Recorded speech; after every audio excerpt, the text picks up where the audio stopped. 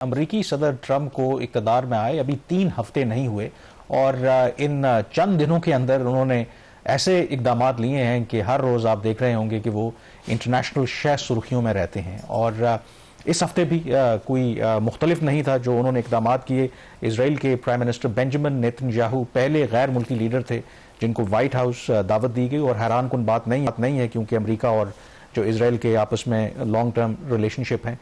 Press conference में अमरीकी सदर ट्रंप ने दुनिया को हैरान कर दिया, ना सिर्फ दुनिया को बल्कि वहाँ पर जो सहाफ़ी मौजूद प्रेस कॉन्फ्रेंस में जब अमरीकी सदर ट्रंप ने गज़ा के हवाले से ये कहा कि अमरीका ने एक मंसूबा बनाया है कि गज़ा को वो टेक ओवर कर लेंगे, यानी कि कब्ज़ा कर लेंगे और वहाँ पर जो रियल स्टेट का जो भी मंसूबा है वो उसका आगाज़ करेंगे। और उन्होंने एक टर्म यूज़ की कि गज़ा मुस्तकबिल में Riviera of the middle east के तौर पर जाना जाएगा, और जो 23-25 लाख वहाँ पर फ़लस्तीनी हैं जो बेघर हो गए थे, अब उन्होंने वापस आना शुरू किया है सीज़ फायर के बाद। उनको इजिप्ट और जॉर्डन वो एक्सेप्ट कर लिया, और उस पर जो इजरायली प्राइम मिनिस्टर हैं वो जो बॉडी लैंग्वेज थी वो मुस्कुरा रहे थे, क्योंकि उनके वहमो गुमान में भी नहीं था, क्योंकि इजरायली प्राइम मिनिस्टर ने भी और उनके जो इंतहा पसंद वहाँ पर जो तंजीमें हैं उन्होंने भी कभी ऐसा पब्लिकली नहीं कहा कि वो गज़ा के ऊपर कब्जा करना चाहते हैं, लेकिन ट्रंप ने ऐसा किया। और इम्पॉर्टेंटली शहबाज, ट्रंप ने जब ये सारी बातें की तो ये इतना बड़ा आई थिंक उनकी तरफ से एक पॉलिसी शिफ्ट था जो अमेरिका की पॉलिसी है, बावजूद इसके कि अमेरिका हमेशा से इसराइल को सपोर्ट करता है, बट उनकी सक्सेसिव गवर्नमेंट्स जो 2 स्टेट सोल्यूशन है उसकी भी हिमायत करते हैं। और इतना बड़ा उनकी तरफ से ये ऐलान था कि अमेरिका के अपने जो इत्तेहादी हैं उसमें यूके, फ्रांस, जर्मनी, ऑस्ट्रेलिया, इन तमाम ममालिक ने भी ट्रंप के इस प्रपोजल को कंप्लीटली रिजेक्ट कर दिया। उन्होंने कहा कि ये इंटरनेशनल कवानीन की खिलाफवर्जी है। इससे बड़ी गैर इंसानी बात नहीं हो सकती। पहले उनको तबाह बर्बाद किया गया, उनको मारा गया, शहीद किया गया। अब कह रहे हैं कि वो ज़मीन का वो टुकड़ा जो छोटा सा टुकड़ा बच गया है, सिंस 1948 इसराइल मुख्तलिफ मौक़ों पर कब्जा करता रहा है। गज़ा की स्ट्रिप है या वेस्ट बैंक है, मगरबी किनारा, बाकी वहाँ पे बचा क्या है पैलेस्टीनियंस के पास, और उसके ऊपर भी ये प्रपोजल क्या उनको वहाँ से निकाल दे, उनको बड़ी अच्छी हम जिंदगी देने जा रहे। इससे बड़ी गैर इंसानी बात नहीं हो सकती। आपने खुद बताया जॉर्डन ने, इजिप्ट ने, उन्होंने भी रिफ्यूज़ कर दिया इनको लेने के लिए, और उनके लेने के बातें आप ये सवाल ही क्यों करें, ये बात ही क्यों करें कि उनको उनके मुल्क से निकाल दिया जाए। इसके ऊपर सऊदी अरब का भी रिएक्शन आ गया, पाकिस्तान का भी आ गया। बहरहाल इस किस्म के अगर प्रपोजल्स आएंगे तो फिर अमेरिका को कोई भी दुनिया में जो है वो सीरियस नहीं लेगा, और इस तरह की बात करके अमेरिकन की जो पहले एक पोजीशन ग्लोबली कंप्रोमाइज हो चुकी है, जब पैलेस्टीन का अटैक हुआ था जिस तरीके से उन्होंने उसको डिफेंड किया, अब ह्यूमन राइट्स का लेक्चर दुनिया को नहीं दे सकता अमेरिका। अगेन इस तरह की बात करके अपने आप को खराब कर रहे हैं। लेकिन इसमें एक जो सवाल, जब इवन वहाँ पर कुछ जो सहाफ़ी मौजूद थे अमेरिकन, वो भी ये कह रहे थे कि उनके लिए बड़ा ये सर चकरा देने वाला प्रपोजल था,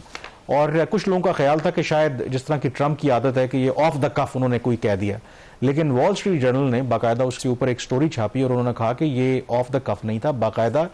इसके ऊपर गुज़श्ता कई दिनों से काम हो रहा था, और जो अमरीकी सदर ट्रंप हैं वो अपने जो चंद उनके बहुत क्लोज कॉन्फिडेंट्स हैं उनके साथ ये मामला डिस्कस कर रहे थे। हैरान कुन ये बात थी जो इजरायली प्राइम मिनिस्टर को भी नहीं पता था कि इतना जल्दी वो पब्लिकली ये सब कुछ कह देंगे। और उनके बकौल क्योंकि वो रियल स्टेट टाइकून रहे हैं तो ये एक कोई रियल स्टेट का मंसूबा है, हालांकि हिस्टोरिकली उनको पता नहीं है कि ये कितना सेंसिटिव मामला है। और इम्पॉर्टेंटली ये जो गज़ा की आपने बिल्कुल ठीक कहा कि पट्टी 41 किलोमीटर इसकी लंबाई है, 10 किलोमीटर इसकी चौड़ाई है, एक तरफ समंदर है, दूसरी तरफ इसराइल है और एक तरफ जो इजिप्ट है, और ये मुस्तकबिल की जो फ़लस्तीन की रियासत है ये उसका एक अहम हिस्सा है। और इम्पॉर्टेंटली यहाँ पर जो मेजॉरिटी लोग कौन रहते हैं वो भी मुहाजिरीन है फ़लस्तीनी, जिनको 1948 में अरब इसराइल वॉर जो हुई थी, जहाँ पर आज इसराइल मौजूद है, वहाँ से अपने घरों से फ़लस्तीनियों को बेघर किया गया, वहाँ पर जो नाजायज़ इसराइल की रियासत है उसका क़याम अमल में आया, और अब उन मुहाजिरीन को भी कहते हैं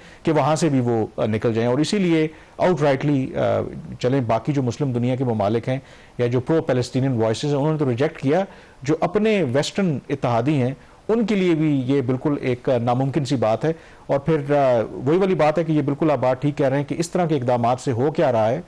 कि वो जो अमेरिका की रही गई दुनिया में साख है और अपने इत्तेहादियों के दरमियान भी साख है वो मुतासर हो रही है। बट इसका जो डेंजरस साइन ये है कि इसका मतलब है कि वो Israeli prime minister Benjamin Netanyahu एक right wing hard line leader हैं, बाकी जो वहाँ पर जमातें हैं वो तो पहले ही ग्रेटर इसराइल का ख्वाब देख रही हैं, वो कब्जा करना चाहती हैं पूरे फ़लस्तीन के ऊपर।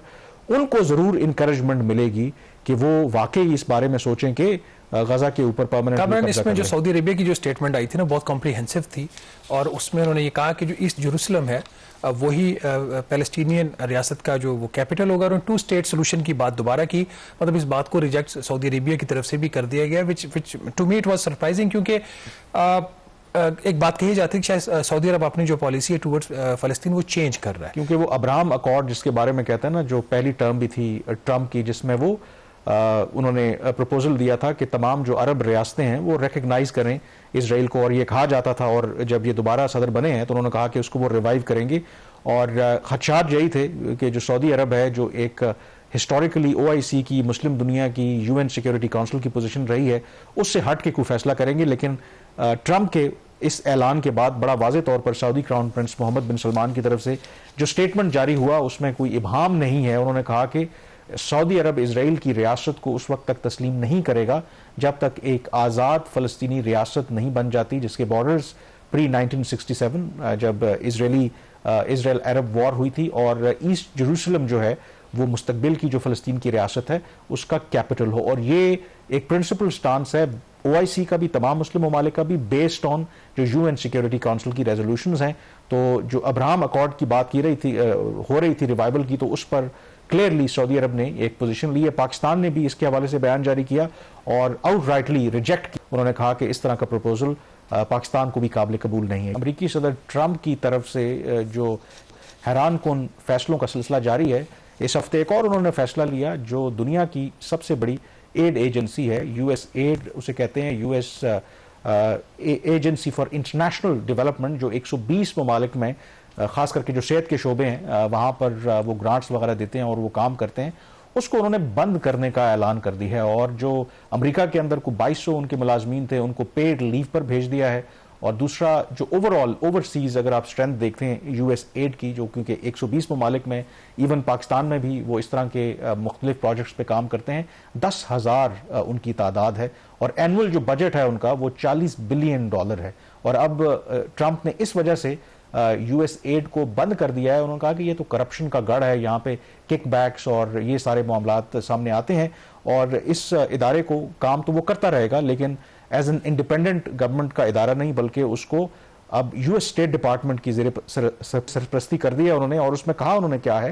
कि और जो मार्को रूबियो हैं अमरीकी वज़ीर ख़ारजा, कि अब अमेरिका देखेगा कि जो हम एड दुनिया को देते हैं वो US एड के प्लेटफॉर्म से हो या किसी और प्लेटफॉर्म से हो, वो क्या इन लाइन विद जो अमेरिका का जो फॉरेन पॉलिसी एजेंडा है या खास करके जो ट्रंप का फॉरेन पॉलिसी एजेंडा है। और इस पर अमेरिका के अंदर बहुत ज़्यादा शोर मचा हुआ है, और इसके हवाले से टेम्परेरी तौर पर तो एक वहाँ की मकामी अदालत ने इस पर स्टे तो दे दिया है, खास करके जो 2200 मुलाजमीन को पेड लीव पर भेजा है। मुस्तकबिल का वो फैसला करेंगे कि क्या ये जो एग्जेक्टिव ऑर्डर है ट्रंप का वो आइन के मुताबिक है या नहीं है। बट क्लियरली जो सदर ट्रंप हैं वो मेरा ख्याल है कि उन्होंने खुद कहा था कि फन टाइम शुरू होने वाला है, तो श्योरली बहुत से लोगों के लिए फन टाइम होगा, लेकिन जो लोग इससे मुतासर होंगे तो उनके तो रोजगार का भी मसला है। कामरान, अच्छा अमेरिका अपने आप का अपना मजाक खुद दुनिया में अड़ा रहा है, उसकी किसी जरूरत नहीं है, उसको चीन की जरूरत नहीं है, उसको किसी और मुल्क की जरूरत नहीं है अपने आप को तबाह करने के लिए। अगर सिर्फ पाकिस्तान के पर्सपेक्टिव में बात करें, जो कि हमारे पास टाइम कम है, मेरे ख्याल में पाकिस्तान के ऊपर इसका कोई ख़ास इम्पैक्ट किसी भी किस्म का नहीं आएगा। दो चीज़ें हैं जहाँ पे इसका आप इम्प्लीकेशन देख सकते हैं। आपको याद होगा जैसे हमने कल के प्रोग्राम में भी बात की थी, कैरी लुगर बिल भी इवन के जब पास हुआ था $7.5 अरब का, वो पैसा भी पाकिस्तान नहीं आया। माजी के जो दहाइयों पुराने जो प्रोजेक्ट्स थे वो भी इसमें ऐड किए गए। ये हमेशा से अमेरिकन फॉरेन पॉलिसी टूल तो रहा है, उसने अपने ऑब्जेक्टिव्स तो हासिल किए हैं। इस तरह के प्रोग्राम्स के जरिए, एड प्रोग्राम के जरिए पाकिस्तान में सालाना हार्डली 100 से $150 मिलियन की पाकिस्तान को ये ग्रांट होती थी, ज़रूर मिलती थी, पर उसमें ज़्यादातर वही कॉन्ट्रैक्ट और सब कॉन्ट्रैक्ट्स होते थे। हेल्थ, एजुकेशन, एनवायरनमेंट, सैनिटेशन में छोटे छोटे अमाउंट्स US हर साल देता रहा है। जहाँ पे इसका कोई इम्पैक्ट आ सकता है पाकिस्तान के ऊपर वो एरिया है कि जो कुछ प्रोफेशनल्स जो थे, जो इनको यहाँ पे कॉन्ट्रैक्ट बेस यहाँ पे काम कर रहे थे, उनके साथ उनकी नौकरियां जरूर खत्म होगी, क्योंकि पाकिस्तान में ये इंपॉर्टेंट सोर्स रहा है नौकरियों की हद तक। वो फाइनेंशियल इम्प्लीकेशन, वो बात बिल्कुल आप ठीक कह रहे हैं कि ओवरऑल जाहिर है कि US एड के तहत जो भी मंसूबे होते हैं वो तो पाकिस्तान के खजाने में तो पैसा आता नहीं, उससे तो फर्क नहीं पड़ेगा। लेकिन कुछ एरिया ज़रूर है, मसलन अमेरिका के अंदर भी ये डिबेट हो रही है, अफ्रीका के अंदर यहाँ पर कई जो हेल्थ के मंसूबे हैं, मसलन पोलियो की वैक्सीन होंगी या इस तरह के जो बाकी मामलात है, वहाँ पर जो कम्युनिटीज़ को जो भी अगर